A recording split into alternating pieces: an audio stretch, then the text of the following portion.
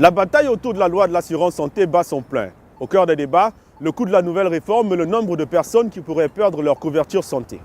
Le président Trump a qualifié le nouveau plan de santé des Républicains d'excellent, mais en début de semaine, le bureau du budget du Congrès a publié un rapport évaluant à 14 millions le nombre d'Américains concernés par une éventuelle perte d'assurance santé l'an prochain. Toujours selon le rapport, ce nombre pourrait passer à 24 millions en 10 ans. La Maison-Blanche a aussitôt contesté le rapport puisqu'il remet en question la promesse du président Trump d'offrir l'assurance santé à tous les Américains.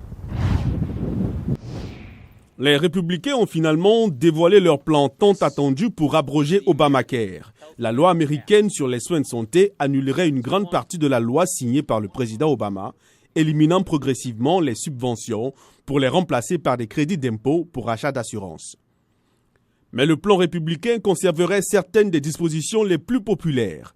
Il permettra aux jeunes de rester sur les plans de leurs parents jusqu'à l'âge de 26 ans et rendrait impossible pour les assureurs de refuser une couverture à cause de conditions préexistantes. Pour les dirigeants républicains au Congrès, c'est le moment qu'ils attendaient depuis des années. C'est ce qui s'appelle de la bonne réforme conservatrice des soins de santé. C'est un plan audacieux, attendu depuis longtemps, et pour nous, c'est une promesse tenue. Pour le président Trump, c'est une chance pour réaliser une promesse majeure de campagne, l'abrogation et le remplacement d'Obamacare. Mais le projet fait face à des difficultés, tant chez les démocrates que dans le camp des républicains. Les démocrates soutiennent que la réforme profite aux riches aux dépens des personnes à faible revenu. Et de l'autre côté, les républicains sont divisés. Certains conservateurs estiment qu'il ne va pas assez loin, tandis que d'autres sont inquiets sur le projet limitant l'expansion de Medicaid, l'assurance santé pour les plus démunis. L'Office du budget du Congrès non partisan estime que 14 millions d'Américains pourraient perdre leur couverture santé en 2018 et près de 24 millions d'ici 2026.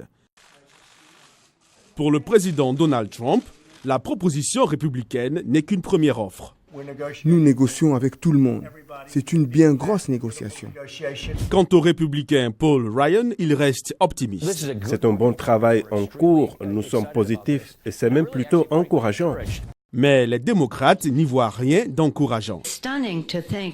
Incroyable de penser qu'ils prennent 600 milliards de dollars dans une cascade inverse à la Robin des Bois.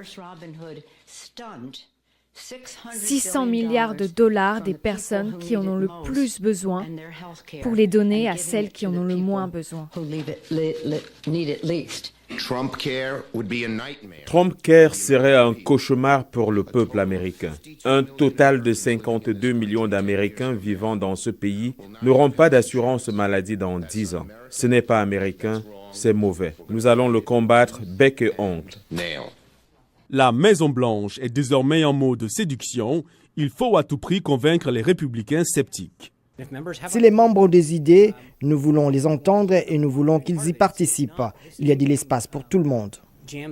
Alors que les inquiétudes sont évidentes de part et d'autre, le président Trump reste confiant et il a tweeté « En dépit de ce que vous entendez dans la presse, le projet sur l'assurance maladie est sur la bonne voie. Nous parlons à beaucoup de groupes et cela se terminera par une belle photo souvenir. » Les conservateurs républicains disent du nouveau plan de santé qu'il ne va pas assez loin, fustigeant l'idée de remplacer les subventions d'Obamacare par des crédits d'impôt pour aider dans l'achat de l'assurance santé. Le Parti républicain, lui, doit encore gagner des votes clés à la Chambre des représentants pour faire passer son projet de loi. Trump avait promis d'abroger dans les plus brefs délais la loi des soins de santé abordables Obamacare. Mais l'homme d'affaires devenu président devra mettre à profit son talent de négociateur pour arriver à un compromis. Des millions d'Américains suivront attentivement les législateurs à tous les niveaux de travail pour connaître la décision du Congrès dans les semaines et les mois à venir. Azuma Compaoré, VOA Afrique, Washington.